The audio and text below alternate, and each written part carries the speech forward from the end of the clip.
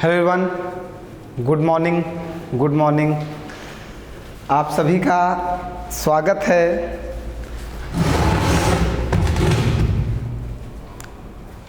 अपने YouTube channel the brilliant academy में। स्वागत है, अभिनंदन है।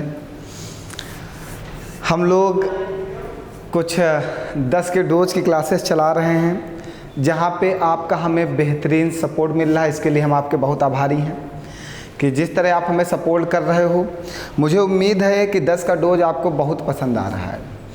हमारी कोशिश रहेगी कि इस 10 के डोज को कितना और बेहतरीन बनाया जाए, मतलब ऐसा डोज लाया जाए कि ऐसी दवा इसकी बनाई जाए कि ऐसा कारगर हो कि आपके पेपर में कुछ ऐसा धमाल हो कि आप भी आश्चर्यचकित हो जाओ कि हमने ऐसा क्या पढ़ाई की, और पढ़ाई के साथ ही हम इतना ज़्यादा क्वेश्चन अटेम्प्ट करने लगे। ये कमाल सिर्फ होगा तो 10 के डोज से होगा।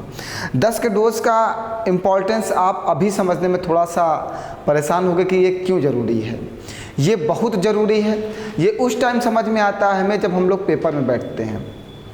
क्योंकि बेटा, अगर आप कहीं कोचिंग ज्वाइन करते हो या किसी टीचर से पढ़ते हो या ऑनलाइन पढ़ते हो या ऑफलाइन पढ़ते हो, एनी अदर कहीं भी कुछ भी पढ़ते हो मैथ में, तो आपको सिर्फ और सिर्फ चैप्टर वाइज या टॉपिक वाइज ही पढ़ाया जाता है। चैप्टर वाइज पढ़ने से आपका चैप्टर तैयार होता है, ना कि पूरी मैथ तैयार होती है। टॉपिक वाइज पढ़ने से आपका वो टॉपिक तैयार होता है, ना कि आपकी पूरी मैथ तैयार होती है। तो पूरी मैथ अगर तैयार करनी है, क्योंकि अगर हम आज परसेंटेज पढ़े 15 दिन, कल फिर 15 दिन हमने परसेंटेज नहीं पढ़ा, तो हम परसेंटेज वाला चैप्टर भूल जाएंगे। आज हमने साधारण ब्याज पढ़ा, 15 दिन हमने साधारण ब्याज नहीं पढ़ा, फिर हम साधारण ब्याज भूल जाएंगे। तो इन सब चीज़ों को रेगुलर वे में अपने माइंड में सेट करने के लिए, आपके माइंड में सेट करने के लिए हम लेके आते हैं आपके लिए रोज़ सुबह 8 बजे 10 का डोज, जो सच में एक बेहतरीन क्लास होती हैं, जो आपके पेपर को मतलब ऐसा बनाएंगे, जब आप पेपर देने जाओगे आप कहोगे मैंने जो पढ़ा ना वही पेपर दें। क्योंकि आप रोज़ हर चैप्टर का रिवीजन करते हो, हर चैप्टर का अलग अलग प्रश्न का रिवीजन करते हो, इससे सारे चैप्टर धीरे धीरे करके तैयार रहते हैं। और एक समय ऐसा आएगा ना कि आपके माइंड में सब कुछ रहेगा ही रहेगा, कुछ ऐसा नहीं होगा कि कुछ आपके दिमाग में ना रहे। तो चलिए, हमने 4 लाइनें आपके लिए बेहतरीन लिख रखी हैं, पहले आप इनको पढ़ लीजिए। क्या लिखा गया? जिंदगी तुम्हारी है, चाहे इसे बना लो चाहे इसे बिगाड़ लो। जिंदगी तुम्हारी है, चाहे इसे बना लो चाहे इसे बिगाड़ लो।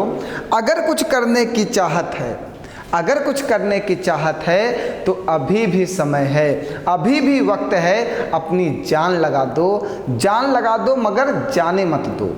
इतनी जान लगाओ मगर जाने मत दो। वैकेंसी आपके पास है, मेहनत से पढ़ो, उसको हाथ से जाने मत दो। सीजीएल का भी फॉर्म आ गया, मान लीजिए जनवरी तक दिसंबर तक पेपर होने की पूरी संभावनाएं है, 2 महीने बाद। तो पूरे जी जान से जुट जाओ और इस बार नौकरी लेके ही रहो। 100% 10 का डोज सीजीएल में आपको पता चलेगा, क्योंकि 2 महीने अभी बाद पेपर हैं, तब तक बहुत कुछ पढ़ा डालेंगे 10 के डोज में। तब आपको समझ में आएगा कि 10 का डोज क्यों इंपॉर्टेंस था। वो आप पेपर आने दो, आप समझ जाओगे। चलिए फिर, जान लगा दो मगर जाने मत दो। जिंदगी आपकी है, चाहे इसे बना लो चाहे इसे बिगाड़ लो। बनाना ही बनाना है, बिगाड़ने की सलाह मैं कभी नहीं दूंगा, क्योंकि आपकी लाइफ मेरे हाथ में है। मैं जैसा कहता हूँ आप वैसा करते जाओ। मेरे हाथ मतलब ये नहीं कि मैं बहुत बड़ा ज्ञानी हूँ, बस हाँ इतना है कि आपके लिए मैं कुछ बेहतर कर सकता हूँ। चलिए प्यारे बच्चों, स्टार्ट करते हैं आज की क्लास का शुभारंभ करते हैं कुछ खतरनाक प्रश्नों के साथ। चलिए आइए, पहला प्रश्न लेते हैं। ये यहाँ से स्टार्ट की जाती है क्लास को। एक खतरनाक प्रश्न है, और प्रश्न जो है ये यूपीएसआई में आया है। यूपीएसआई 2022 के पेपर में आया। प्रश्न क्या है? प्रश्न की लैंग्वेज समझिएगा, फिर इसको करने का प्रयास करते हैं। कहा है, एक राशि में साधारण ब्याज पर 4 वर्षों में 40% की वृद्धि हुई है। समान ब्याज दर पर 2 वर्षों के बाद इतने रुपए पर प्राप्त चक्रवृद्धि ब्याज क्या होगा? 2 क्वेश्चंस को एक साथ कंबाइन करने का प्रयास किया गया। चलिए समझते हैं, कुछ लैंग्वेज को समझ चुके हैं। कह रहा है एक राशि है, उस पर साधारण ब्याज पर 40% की वृद्धि हो जाती है 4 वर्षों के बाद। हमें रेट ऑफ इंटरेस्ट नहीं दिया गया। फिर कह रहा उसी दर पर 2 वर्षों के लिए 45,500 की राशि पर चक्रवृद्धि ब्याज क्या होगा। तो प्यारे बच्चों, जब हमें दर नहीं दी गई तो सबसे पहले हमें दर पता होनी चाहिए। अब दर पता होनी चाहिए तो दर कहाँ से निकालेंगे। आपने एक चीज पढ़ रखा है, साधारण ब्याज बराबर मूलधन गुणे दर गुणे समय बटे में 100। ये साधारण ब्याज का फॉर्मूला होता है। साधारण ब्याज SI means simple interest, P means principal, R means rate, T means time upon में 100। साधारण ब्याज बराबर मूलधन गुणे दर गुणे समय बटे में 100। इतनी बात क्लियर है सबको? ठीक है। अब हमें क्या कह रहा है, एक लैंग्वेज को समझिएगा। कह रहा है एक राशि में साधारण ब्याज पर 4 वर्षों में 40% की वृद्धि हुई। एक राशि है, कोई धन है, हमने कहा वो धन 100 रुपये का है, प्रिंसिपल 100 रुपये का है। इस धन में 4 वर्ष जब बीतते हैं तो कितने परसेंट की वृद्धि होती है? 40% की। मीन्स 4 वर्ष को बाद इसमें 40% ब्याज मिलता है, 40 रुपये ब्याज मिलता है। तो हम ये कह सकते हैं कि जो अमाउंट होगा जब इसमें 40% की वृद्धि हो जाएगी तो अमाउंट हमारा कितना हो जाएगा? 140 रुपये हो जाएगा। तो प्यारे बच्चों, हम ये कह सकते हैं कि साधारण ब्याज हमें 40 रुपये मिला होगा, क्योंकि 100 रुपये की धनराशि है, 4 वर्षों में 40% बढ़ जाती है। 100 रुपये की धनराशि 4 वर्षों में 40% बढ़ जाती है। 100 रुपये की धनराशि 4 वर्षों में 40% बढ़ गई, मतलब जो बढ़ के मिलती है उसमें ब्याज जुड़ जाता है। प्रिंसिपल में जब ब्याज जुड़ जाता है तो वो अमाउंट बन जाता है। तो हमने कहा कि हमें जब 140 से 100 घटाओगे तो आपको ब्याज मिल जाएगा 40 रुपये। अब इन सब वैल्यू को यहाँ पे पुट करो और यहाँ से R निकाल लो। साधारण ब्याज 40 रुपये है, प्रिंसिपल 100 रुपये है, रेट ऑफ इंटरेस्ट हमें चाहिए, समय 4 वर्ष का है बटे में 100। ये 2 जीरो से 2 जीरो कटेंगे, 4 एकन्नम 4 कटेगा, तो रेट ऑफ इंटरेस्ट कितना आ गया प्यारे बच्चों? 10% का आ गया। 10% का ब्याज आ गया, 10% ब्याज लगता है। अब कह रहा है समान ब्याज दर पर, जो साधारण ब्याज पर ब्याज दर थी उसी ब्याज दर पर 2 वर्षों के बाद चक्रवृद्धि ब्याज क्या होगा। 2 वर्षों के बाद इस राशि पर चक्रवृद्धि ब्याज क्या होगा। तो प्यारे बच्चों, एक चीज आपने पढ़ा है चक्रवृद्धि ब्याज के लिए फॉर्मूला A बराबर P 1 + R अपॉन 100 की पावर n। P यहाँ पे प्रिंसिपल होता है, प्रिंसिपल कितना है? 45,500 रुपये। रेट ऑफ इंटरेस्ट कितना है? 10%, 1 + 10/100। समय कितना है? 2 वर्ष का है। A हमें निकालना है। A बराबर 45,500 गुणे 1 जीरो से 1 जीरो कटेगा, 10 एकन्नम 10, 1 11 बटे में 10 गुणे 11 बटे में 10। अब यहाँ से देखिएगा कैलकुलेशन थोड़ा सा मेरा हार्ड होता जाएगा। 2 जीरो से 2 जीरो कटेंगे, यहाँ से आएगा 455 गुणे 11 गुणे 11। यहाँ से हमारा क्या निकल के आएगा? अमाउंट निकल के आएगा। यहाँ से हमारा क्या निकल के आएगा? अमाउंट निकल के आएगा। जब अमाउंट निकल के आता है और चक्रवृद्धि ब्याज निकालना हो तो चक्रवृद्धि ब्याज बराबर होता है amount minus principal. Amount minus क्या होता है? प्रिंसिपल। यहाँ से कैलकुलेशन खतरनाक हो गया। इस कैलकुलेशन को आसान बनाना है। अब आप ये बात समझ गए होंगे, यहाँ पे आप कैलकुलेट करोगे, यहाँ से अमाउंट निकलेगा और अमाउंट से जब प्रिंसिपल को माइनस करोगे, ये प्रिंसिपल है, जब अमाउंट से प्रिंसिपल को माइनस कर दोगे तो आपका क्या आ जाएगा? ब्याज आ जाएगा। तब आपका चक्रवृद्धि ब्याज आएगा। लेकिन इस मेथड से आप मत जाना पेपर में, नहीं तो ये कठिन हो जाएगा। आप समझिएगा, हमारे पास ब्याज दर कितनी है? ब्याज दर है 10% की। रेट ऑफ इंटरेस्ट 10% का है। समय कितना है? समय 2 वर्ष है। मतलब प्रत्येक वर्ष 10% का ब्याज लगता है। मतलब 2 वर्ष हैं, एक पहला वर्ष ये हुआ और एक पहला वर्ष ये वाला हुआ। यहाँ पे भी 10% का ब्याज लगता है और यहाँ पे भी 10% का ब्याज लगता है। तो अगर यहाँ से नेट CI की बात की जाए, नेट सीआई की, तो 10% और 10% का नेट सीआई होगा, टोटल ब्याज होगा 21%। नेट सीआई कहाँ से आता है? नेट सीआई आता है 2 वर्ष का नेट सीआई हम लोग निकालते हैं x + y + xy अपॉन 100 से। यहाँ से हम लोग 2 वर्ष का नेट सीआई निकालते हैं, तो 10% और 10% का नेट सीआई आ गया 21%। मतलब हमारे पास जो धनराशि है, हमारे पास धनराशि कितनी है? 45,500। इसका अगर 21% निकाल दें तो हमारा ब्याज निकल आएगा। 2 0 कट गया, 455 गुणे 21 गुणा करिएगा, 21 पंचे कितना होगा? 105 का 5 हाथ से लगेगा 10, 21 पंचे 105 और 10 115 का 5 हाथ से लगेगा 11 और 21 चौको 84, 84 1 85, 10 95। आंसर आ गया, देखो ये ब्याज आ गया, डायरेक्ट ब्याज निकाल दिया हमने 9,555। तो सबसे आसान मेथड यही है। देखिए पेपर को आसान बनाना तो कुछ चीज़ें सीखनी होंगी। जिन्होंने चक्रवृद्धि ब्याज पहले से पढ़ रखा होगा उन्हें ये मेथड बहुत आसानी से समझ में आ गया होगा। इससे पहले वाला मेथड बहुत लॉन्ग था, मेरा बहुत समय बर्बाद हो जाता वहाँ पे। ये बताइए कोई डाउट है? सबसे पहले हमने साधारण ब्याज से रेट ऑफ इंटरेस्ट निकाल लिया।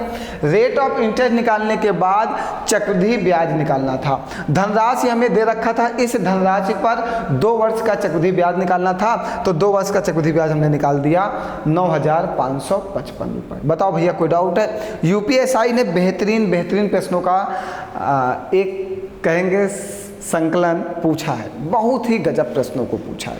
आइए अगला प्रश्न लेते हैं, समझते चलिएगा। फिर एक वैसा ही प्रश्न यूपीएसआई 2022। मतलब मेरा मेन उद्देश्य है कि अगर कोई प्रश्न नया आया है तो उस तरह के 2 प्रश्न डाल के आपके माइंड में सेट करने का प्रयास किया जाए, बस और कुछ नहीं। वही चीज़ कह रहा होगा कि एक धनराशि में साधारण ब्याज दर पर 4 वर्षों में 20% की वृद्धि होती है।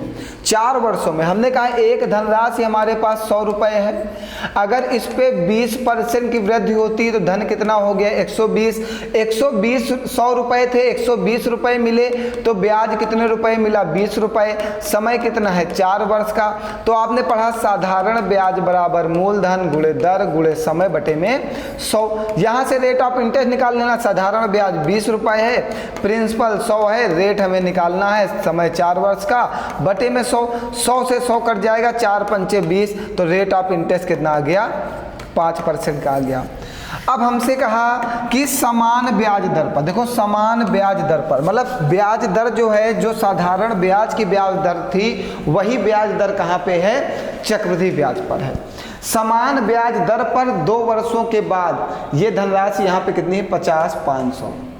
ठीक है, समान ब्याज दर पर 2 वर्षों के बाद इस धनराशि पर प्राप्त चक्रवृद्धि ब्याज ज्ञात कीजिए। अब धनराशि हमें दे रखा है, इस बार चक्रवृद्धि ब्याज ज्ञात करने के लिए आपको धनराशि दे दिया 50,500, लेकिन कह रहा ब्याज दर जो है वो R बराबर 5% ही है और समय कितना है? 2 वर्ष का है। जब 2 वर्ष का ब्याज लगाना है तो ये 2 वर्षों में टूटेगा, 1 वर्ष और 1 वर्ष में। यहाँ पे 5% का ब्याज लगेगा, यहाँ पे 5% का ब्याज लगेगा। नेट सीआई 5% की हो जाएगी 10.25%। नेट सीआई निकालने के लिए फॉर्मूला ये हमने लिख रखा है, ये देखो 2 वर्ष का नेट सीआई निकालना तो आप उससे निकाल देना। ठीक है, 2 वर्ष का नेट सीआई निकल आया। हमारे पास धनराशि कितनी है? 50,500 गुणे 10.25%, का चिन्ह हटाओगे बटे में 100 आएगा, आ जाएगा। 2 0 से 2 0 काट देना, कट गया। सुनते जाइएगा।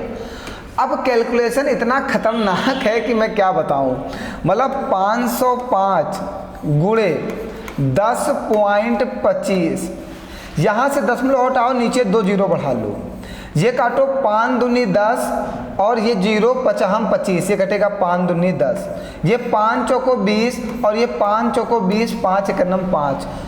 अच्छा, मतलब कैलकुलेशन ऐसे तो मैं और कठिन कर लूँगा अगर मैंने काट दिया तब। अगर मैंने काट दिया तो कैलकुलेशन और कठिन हो जाएगा, फिर तो थोड़ा सा कैलकुलेशन हार्ड हो रहा है, कुछ और आसान तरीका लगाया जाए यार, नहीं तो ऐसे तो कैलकुलेशन हार्ड हो जाएगा। क्या है? 505 गुणे 10.25 है। जैसे आप कैलकुलेट करके एक बार कमेंट करो कि इसका ऑप्शन क्या बनना चाहिए। एक बार ज़रा से आप कैलकुलेट करके कमेंट करके बताइए कि इसका आंसर क्या बनना चाहिए बेटा। फिर मैं बताता हूँ कुछ मेथड देखता हूँ कि इसमें क्या आना चाहिए। आंसर पहले आप कमेंट करो जल्दी से, तो मैं बताऊँ शायद डिजिटल सम का प्रयोग किया जा सकता है। 5 2 7 1 8 और 5 5 10, 10 का मतलब 1 8, 6 5 5 10 और 7 1 8। हाँ देखिए, पहली बात तो यहाँ पे ऑप्शंस जो है गलत लिखे हैं। ये ऑप्शंस होगा 5176, 5176.25, ये ऑप्शन गलत लिखा है। ठीक है, चलिए समझाया जाए। अगर कैलकुलेशन जब आपके पेपर में आ जाए तो आप एक बार डिजिटल सम से लगाने का प्रयास जरूर करना। एक बार प्रयास करना, शायद आंसर बन जाए। अगर नहीं बनेगा तब बताइएगा। आंसर यही वाला आएगा और वो गलत टाइप हो गया है। ठीक है, एक बार आप डिजिटल सम से लगा के देखिएगा। बहुत सारे बच्चे डिजिटल सम पढ़े होंगे, बहुत सारे बच्चे नहीं पढ़े होंगे। जिन्होंने नहीं पढ़ा वो पढ़ लेंगे। जो बच्चे पढ़े इसको डिजिटल सम से सॉल्व करके देखेंगे, ऑप्शन आपका आंसर ये आएगा 5176.25। बात क्लियर हुई? मतलब मेरा मेन उद्देश्य यही है कि मैथड समझ में आया आपको जो मैं करना चाह रहा हूँ। देखो 10 का डोज वही समझ पाएगा जिन्होंने पहले से कहीं भी पढ़ रखा है। अगर पढ़ नहीं रखा तो इतनी जल्दी समझ में नहीं आएगा आपके, क्योंकि जो क्वेश्चंस हैं वो बिल्कुल बीच से आते हैं। किस लेवल के आते हैं ये किसी को नहीं पता। एक खतरनाक लेवल के भी प्रश्न आते हैं जिनको आपको समझने के लिए थोड़ी सी मेहनत करनी होगी। ठीक है, चलो आगे बढ़ा जाए। आइए, तो जिन्होंने नहीं पढ़ा है कहीं पहले वो पढ़ लें। हम ही पढ़ाते हैं, हम ही से पढ़ लो। ऑनलाइन में भी पढ़ा रहा हूँ, ऑफलाइन भी पढ़ा रहा हूँ। जहाँ भी आप पढ़ना चाहो वहाँ पढ़ सकते हो। चलिए अगला प्रश्न देखते हैं। ये प्रश्न जो है CHSL में आया है। CHSL 2022 के पेपर में बहुत ही आसान प्रश्न है। क्या है? कह रहा 17 मीटर लंबे, 8 मीटर चौड़े और 3 मीटर ऊंचे घनाभ का पृष्ठीय क्षेत्रफल ज्ञात कीजिए। हमें लंबाई दे रखा कितना? 17 मीटर। चौड़ाई कितना दे रखा है? 8 मीटर। ऊंचाई कितनी दे रखा है? 3 मीटर। तो घनाभ का सरफेस एरिया ज्ञात करना है। घनाभ का सरफेस एरिया होता है 2 ब्रैकेट में LB plus BH plus HL। ये घनाभ का सरफेस एरिया का फार्मूला होता है। सारी वैल्यू आपको दे रखा है, पुट करने की देरी है। L कितना दिया? 17, B कितना दिया? 8 प्लस B गुणे H 8 गुणे 3 प्लस H गुणे L 17। चलिए गुणा करिए जल्दी से। 8 सत्ते 56 का 6 हाथ से लगेगा 5, 8 का नाम 8 5 13 प्लस 8 त्रिक 24 प्लस 17 तिया 51। सबको बाबू जल्दी से जोड़ो। 5 4 1 5, 5 और 6 11 का 1 हाथ से लगेगा 1, 5 1 6, 6 2 8, 8 3 11 का 1 हाथ से लगेगा 1, 1 1 2। तो ये आएगा 2 एकन्नम 2, 2 एकन्नम 2, 2 दूनी 4, 422 मीटर स्क्वायर ऑप्शन में है। ये देखिए है। तो इस फॉर्मूले का अगर याद होगा तो प्रश्न आसानी से लगेगा, अगर नहीं याद होगा तो प्रश्न नहीं ही लगेगा, क्योंकि सीधा एडवांस मैथ का एक ही कॉन्सेप्ट है। अगर फार्मूला याद है तो पेपर में आंसर आएगा, अगर फार्मूला नहीं याद है तो पेपर में आंसर नहीं आएगा। अच्छा, कुछ बच्चे कह रहे हैं सर जी घनाभ क्या होता है? भैया घनाभ जो होता है क्यूबाइड होता है। ये घनाभ है आपका, समझ गए? ये हम घनाभ कहेंगे। ठीक है, ये आपका घनाभ है। अगर कुछ बच्चे बोल रहे हैं कि घनाभ का आयतन क्या होता है, तो भैया घनाभ का जो वॉल्यूम होता है वो होता है L into B into H। अगर घनाभ के हम लोग डायगोनल की बात करें, मतलब विकर्ण की बात करें, तो घनाभ का विकर्ण होता है अंडर रूट में L square plus B square plus H square. ठीक है, ये होता है क्यूबाइड का वॉल्यूम और डायगोनल। ठीक है, और हमने क्यूबाइड का सरफेस एरिया बता ही दिया। सरफेस एरिया क्या होता है? 2 ब्रैकेट में LB plus BH plus HL। जल्दी जल्दी पढ़ते चलो, बात करने का समय नहीं है, क्योंकि 10 का डोज तेजी से पढ़ना चाहिए, क्योंकि समय नहीं बर्बाद करना है हमें। 10 का डोज जितनी तेजी से पढ़ा सकें उतनी तेजी से आपको पढ़ना चाहिए। आइए अगला प्रश्न क्या कह रहा है, कह रहा है अब एक घन की बात कर लिया। घन मीन्स होता है क्या, क्यूब। एक घन है ये देखिए ये एक घन है। अगर घन के वॉल्यूम की बात करते हैं तो घन का वॉल्यूम होता है ए क्यूब। अगर घन के हम डायगोनल की बात करते हैं तो डायगोनल होता है a√3, घन का डायगोनल होता है। अगर घन के हम सरफेस एरिया की बात करते हैं या इसको सरफेस एरिया ना कहकर वक्रपृष्ठ की बात करते हैं तो होता है 4a²। अगर हम टोटल सरफेस एरिया की बात करते हैं तो होता है 6a²। ये दो चीज़ें होती हैं, ठीक है। तो यहाँ पे क्या कहा है, कुल पृष्ठीय क्षेत्रफल इतना है। टोटल सरफेस एरिया की बात की गई है इस बार। किसकी, टोटल सरफेस एरिया की बात की गई। तो आपको टोटल सरफेस एरिया बराबर क्या होता है, टोटल सरफेस एरिया बराबर होता है 6a²। टोटल सरफेस एरिया आपको दे रखा कितना, 96। तो टोटल सरफेस एरिया की जगह पे 96 रख दीजिए, 6a²। इसको काटिएगा 6 कन्नम 6, 3 जाएगा 6 छांग 36, 16 बराबर a²। इधर से स्क्वायर हटेगा, इधर अंडर रूट लगेगा, ये 16। a बराबर कितना आ जाएगा, 4। a की वैल्यू 4 आ गई। आपसे पूछा क्या, तो घन का आयतन ज्ञात कीजिए, वॉल्यूम पूछा है। तो वॉल्यूम क्या होता है, a³ होता है। तो वॉल्यूम निकालना है, a की वैल्यू कितनी है, 4। तो 4 का क्यूब बाबू कितना हो जाएगा, 64 सेंटीमीटर क्यूब। बताइए कुछ कठिन है, मतलब सीधा सा एडवांस मैथ में जो गेम होता है वो फॉर्मूले का गेम होता है। अगर फॉर्मूले हमें याद हैं तो कोई भी प्रश्न रुकने वाला नहीं है। एडवांस मैथ का सीधा सा खेल, सीधा सा कॉन्सेप्ट सिर्फ और सिर्फ फॉर्मूले से जुड़ा हुआ है। आपको फॉर्मूले याद होंगे, प्रश्न तुरंत आंसर देंगे। चलें आगे बढ़ा जाए, आइए चलिए यहाँ पे रेशियो लगा लो। हाँ क्या कह रहा है अगला प्रश्न, कह रहा 2 अंकों वाली संख्या के अंकों का अनुपात 4:3 है। हमने कहा 2 अंकों वाली संख्या AB है, संख्या का अनुपात A/B है, इसका अनुपात आपको दिया है 4:3। सुनते जाइएगा, 4:3 दे रखा है और अंकों को परस्पर बदलने से प्राप्त संख्या, अंकों को परस्पर बदलने से प्राप्त संख्या से 18 कम हो जाती है। जब संख्या के अंकों को परस्पर बदल देते हैं, मतलब AB से BA बना देते हैं, तो जो संख्या AB थी वो संख्या जब BA में बदलती है तो वो संख्या 18 कम हो जाती है। मतलब जो संख्या आपकी AB थी जब ये BA का रूप लेती है तो यह इससे 18 कम हो जाती है, यही कह रहा है, ठीक। अब पहली बात, बहुत ही आसान प्रश्न है। प्रश्न आसान क्यों है इस बात को समझना बाबू। वहाँ पे जो रेशियो दे रखा है A/B, वो A और B संख्या का रेशियो दे रखा है, और वो अगर रेशियो दे रखा है तो वो संख्या ऑप्शन में होनी चाहिए। बात समझ पा रहे हो। अगर रेशियो की बात की जाए, अगर यहाँ पे आप 69 का रेशियो बनाओ तो कितना बनेगा, 3 दूना 6, 3 त्रिका 9।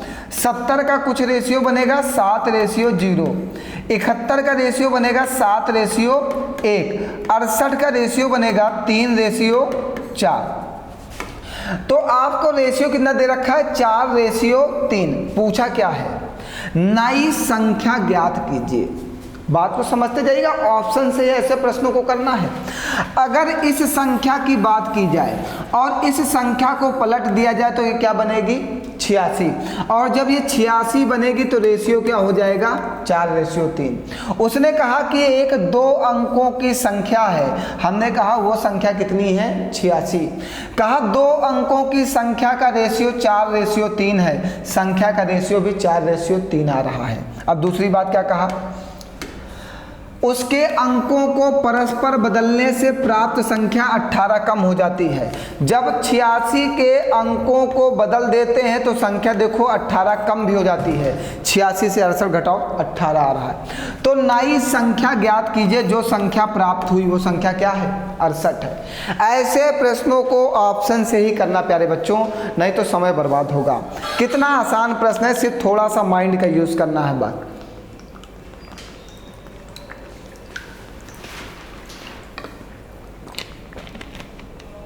आगे बढ़ाएं, बताइए भैया कोई डाउट है?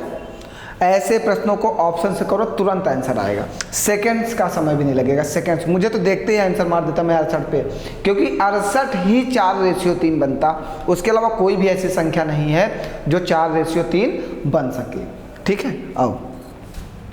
पता नहीं कैसे पढ़ते हो जो इतने छोटे छोटे प्रश्नों का उत्तर नहीं दे पाते हो तुम लोग, इतना भी मेहनत से नहीं पढ़ते हो कि इतने छोटे से प्रश्नों का उत्तर ना दे पाओ। चलो इस प्रश्न का उत्तर बताओ जल्दी से। देखिए ये आवर्ती दशमलव से संबंधित है, इसको आप लिखो 4262626 डैश डैश डैश डैश, ये रिकरिंग डेसिमल से संबंधित है। इसका नियम क्या होता है, जैसे कोई संख्या बार बार रिपीट हो तो उस संख्या के ऊपर बार का चिन्ह लगा देते हैं। दशमलव लगा लेना, दशमलव 4262626262626 क्या, दशमलव 4262626 जो संख्या बार बार रिपीट हो उस संख्या के ऊपर बार का चिन्ह लगाते हैं। तो कौन सी संख्या बार बार रिपीट हो रही है, 262626, तो 26 के ऊपर क्या लगा लेंगे, बार का चिन्ह लगाएंगे। अब आगे समझना कि और क्या करना होता है।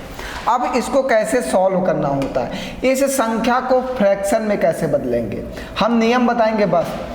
जितनी संख्या के ऊपर बार का चिन्ह होता है उसके लिए 9 9 लिखते हैं, फिर जिस संख्या के ऊपर बार का चिन्ह नहीं होता उसके लिए 0 लिखते हैं, फिर पूरी संख्या से उस संख्या को माइनस करते हैं जिसके ऊपर बार का चिन्ह नहीं होता है। तो आंसर बनेगा 422/990। ये देखिए आंसर आ गया।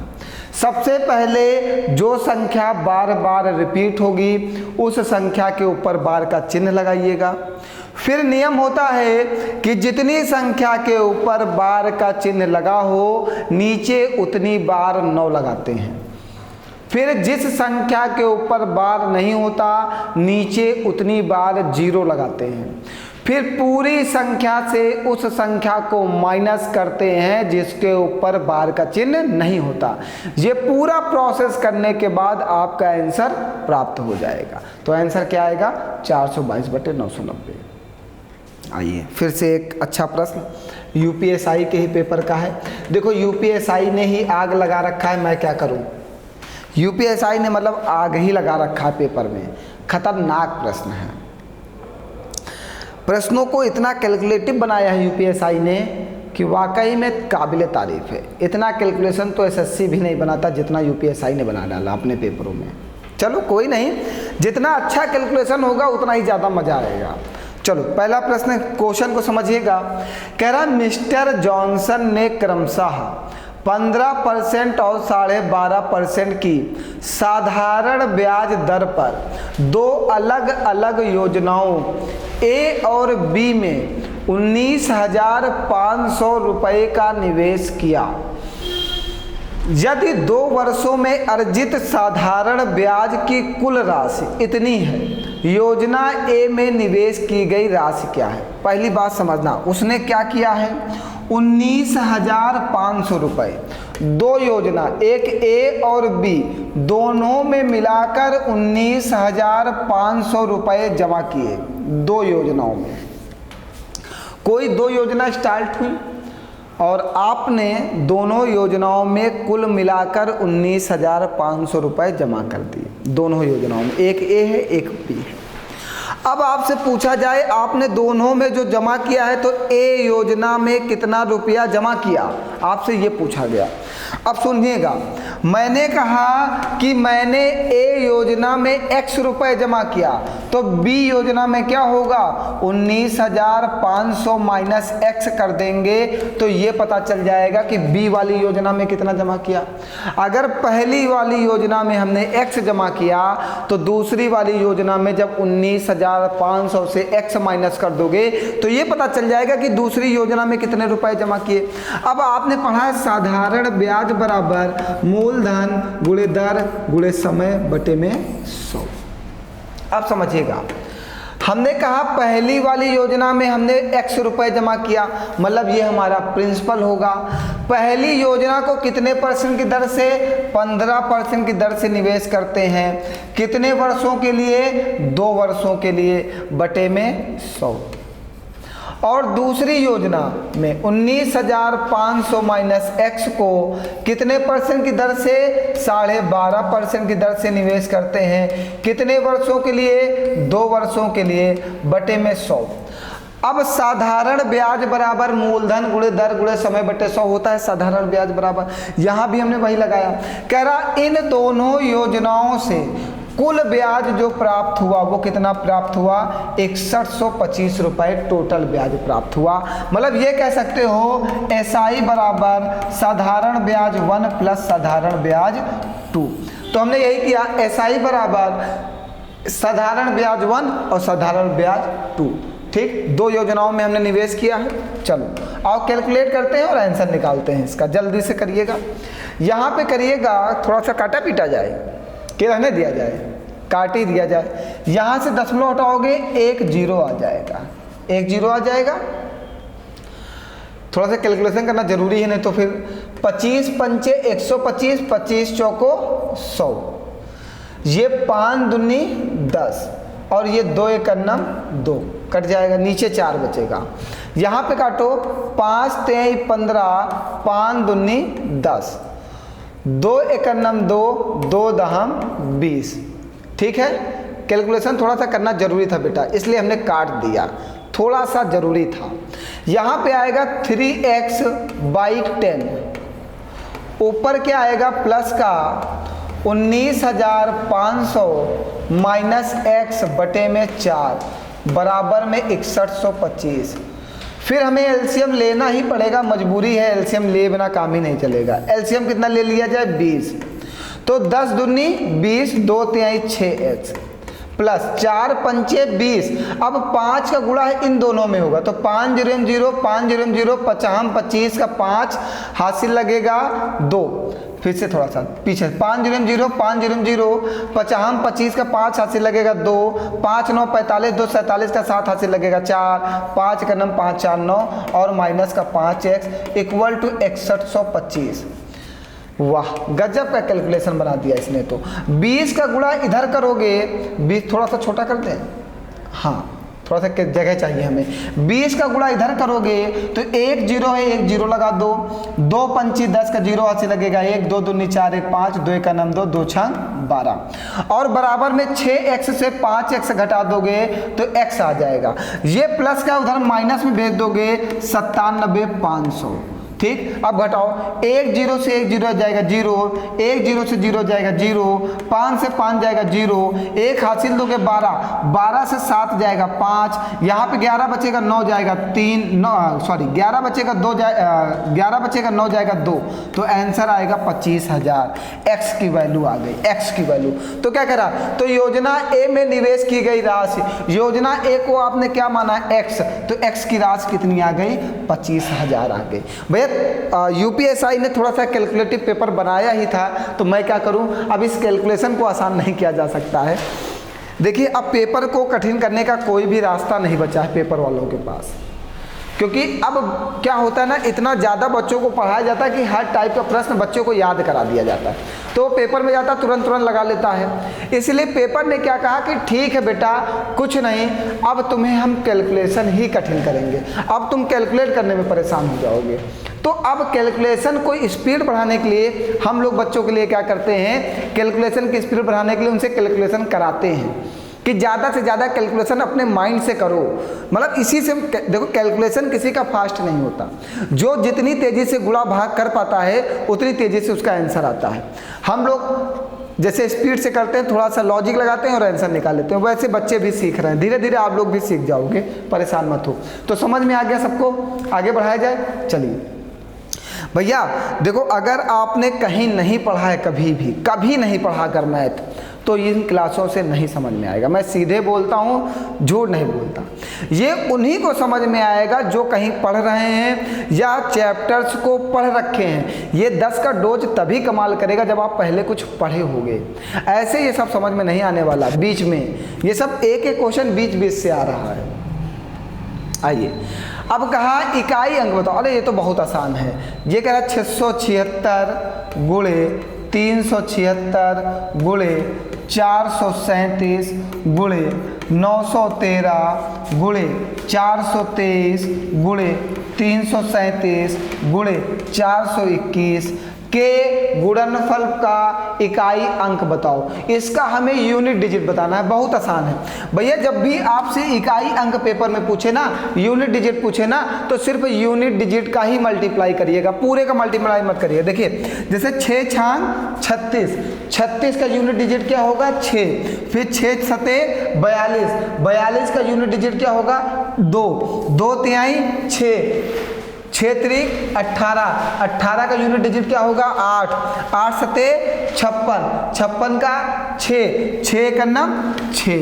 देखिए सिर्फ यूनिट डिजिट, मल्टीप्लाई भी यूनिट डिजिट का करना है, और जब संख्या 2 अंकों की हो जाए गुणा करने पर, तब फिर से यूनिट डिजिट ही लेना है, क्योंकि कैलकुलेशन आसान करना है। क्या किया हमने 6 छांग 36, 36 का यूनिट डिजिट ले लिया 6, फिर 6 सते 42, 42 का यूनिट डिजिट ले लिया 2, 2 तिहाई 6, 6 त्रिक 18, 18 का यूनिट डिजिट ले लिया 8, 8 सते 56, 56 का यूनिट डिजिट ले लिया 6, 6 का नाम 6। तो आंसर कितना आ गया 6। बताओ भैया कोई डाउट है किसी को कहीं पर? बिल्कुल सब कुछ समझ में आ रहा है। आगे बढ़ाया जाए। बस 2-4 क्वेश्चन और पढ़ते हैं जल्दी से। मैं जान रहा हूँ समय हो रहा है, ज़्यादा लंबी क्लासेस नहीं करनी, इसीलिए मैं थोड़ा सा तेज़ पढ़ा रहा हूँ। अभी हम लोग 8 क्वेश्चन पढ़ पाए, 2 क्वेश्चन और पढ़ लें। चलिए अगला प्रश्न, जल्दी से 2 क्वेश्चन पढ़ते हैं, बस रोकते हैं। बिल्कुल परेशान मत हो, मैं आपकी परेशानी समझ रहा हूँ। 10 का डोज है तो 10 के तो 10 डोज लेने ही दो अपने आप को। चलिए आइए, कह रहा है एक धनराशि चक्रवृद्धि ब्याज पर 15 वर्षों में अपने आप की 2 गुनी हो जाती है। समान ब्याज दर पर यह अपने आप की 256 गुनी होने में कितने वर्षों का समय लेगी? बहुत ही अच्छा प्रश्न है, साधारण ब्याज का। देखिएगा हम बहुत शॉर्ट मेथड बता रहे हैं। एक धनराशि, हमने कहा हमारे पास 1 रुपए की धनराशि है जो चक्रवृद्धि ब्याज की दर से 15 वर्षों में 2 गुनी हो जाती है। कितने गुनी हो जाती है? 2 गुनी हो हो गई 2 गुनी। 1 रुपए की धनराशि है, चक्रवृद्धि ब्याज की दर से 15 वर्षों में कितनी गुनी हो जाती है? 2 गुनी हो जाती है। तो 1 रुपए की धनराशि 15 वर्षों में कितनी हो गई? 2 गुनी हो गई। हो गई। अब आगे समझिएगा। समान ब्याज दर पर, मैंने ब्याज दर निकालने की जरूरत नहीं है, समान ब्याज दर हो चाहे ना हो, ठीक है। समान ब्याज दर पर यह अपने आप की 256 गुनी कितने वर्षों में हो जाएगी? ब्याज दर वही है, वही धनराशि है, कितने वर्षों में 256 गुनी हो जाएगी? मतलब 1 रुपए से 256 हो जाए। अब समझिएगा मेरा शॉर्ट मेथड।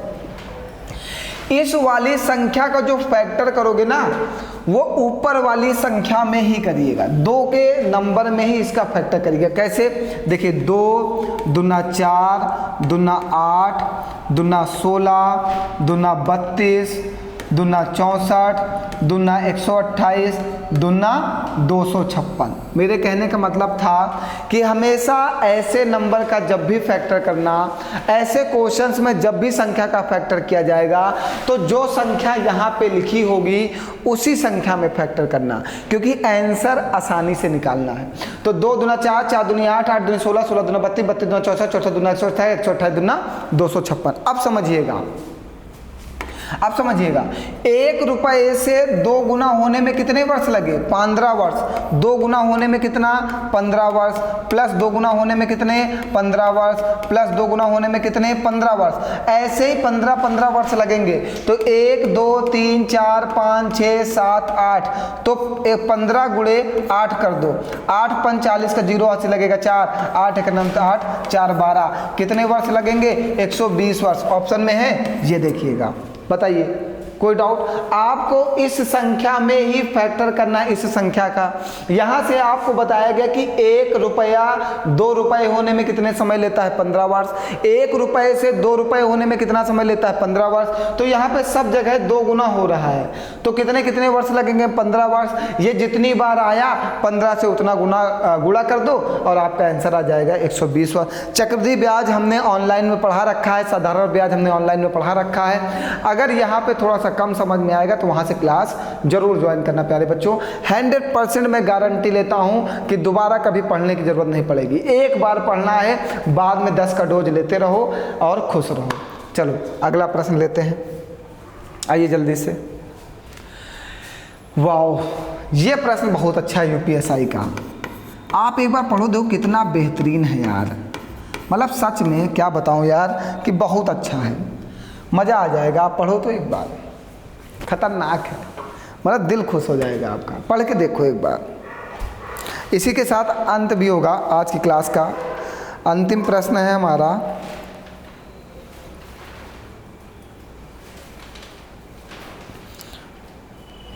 और बेटा हमेशा एक बात हमेशा ध्यान रखिएगा, अपना आत्मनिरीक्षण करना बहुत ज़रूरी है। अपने आप को पहचानना बहुत ज़रूरी है। अपने आप की कमियों को दूर करना बहुत ज़रूरी है। ये सब काम हम करेंगे तभी हम आगे बढ़ सकेंगे। जब तक हम अपनी कमियां नहीं ढूंढ पाएंगे, जब तक हम अपने ज्ञान को नहीं समझ पाएंगे, अपने अंदर होने वाली बीमारी को नहीं समझ पाएंगे, तब तक हम आगे नहीं बढ़ सकते। तब तक हमें सफलता रोकती रहेगी। हमेशा आत्मनिरीक्षण करना बहुत ज़रूरी है। आइए, ये प्रश्न यूपीएसआई के हम बेहतरीन प्रश्नों में ज़रूर कहेंगे, क्योंकि बच्चे ऐसे प्रश्नों को करने में गलतियां करते हैं और लॉन्ग मेथड पे भागते हैं। कह रहा है, एक दुकानदार ने 120 रुपये प्रति किलोग्राम के मूल्य पर 190 किलोग्राम चावल खरीदा। उसने कुल मात्रा में से 70% को 150 रुपये प्रति केजी पर बेचा। 55% का कुल लाभ प्राप्त करने के लिए 55% का कुल लाभ प्राप्त करने के लिए उसे शेष मात्रा को किस मूल्य पर बेचना चाहिए? ठीक है, अब समझिएगा, बात को समझिएगा। एक दुकान अपने पास 2 तरीके से बेचता है और टोटल खरीदता है। अब समझिएगा क्या हम बात करना चाहते हैं आपसे। आप यहाँ पे समझ गए, बहुत आसान हो जाएगा। एक दुकानदार टोटल कितना खरीदा है? कितना खरीदा है? 190 किलो चावल खरीदा है। 190 किलो चावल खरीदा। 1 किलो चावल का मूल्य कितना है? 120 रुपया है। 190 किलो चावल खरीद के लाया और 120 रुपये प्रति किलो चावल है। जब 190 में 120 का गुणा करोगे तो टोटल का मूल्य पता चल जाएगा। पता चल जाएगा, ठीक? आप समझिएगा। चावल खरीदे, उसने कुल मात्रा में से 70% को, कुल मात्रा कितनी है? 190 केजी। 190 केजी आपके पास टोटल है। इसका 70%, 190 का जब 70% निकालोगे तो ये आएगा 133 और शेष कितना बचेगा? 190 से 133 घटा दोगे तो जो आएगा 57, वो शेष हो जाएगा। 2 प्रकार से बेचा ना। कह रहा है उसने कुल मात्रा में से 70% को, 70% का मतलब 133 केजी, टोटल आपके पास 190 केजी चावल है, उसका 70%, तो 190 का जब 70% निकालोगे तो 133 केजी को 150 रुपये प्रति केजी पर बेचा। पहला वाला 133 केजी चावल को 150 रुपये प्रति केजी पर बेच दिया। ठीक, अब आगे क्या कह रहा है? 55% का कुल लाभ प्राप्त करने के लिए, मतलब टोटल चावल पर 55% का लाभ चाहिए। टोटल कहाँ पर है? यहाँ पर। टोटल चावल का मूल्य यही तो है। यहाँ पर आपको 55% का लाभ चाहिए। जब भी लाभ निकालना होता है तो प्रतिशत को 100 में जोड़ते हैं। 55% का लाभ चाहिए तो 155 और परसेंट का चिन्ह हटाएंगे, नीचे 100 आएगा।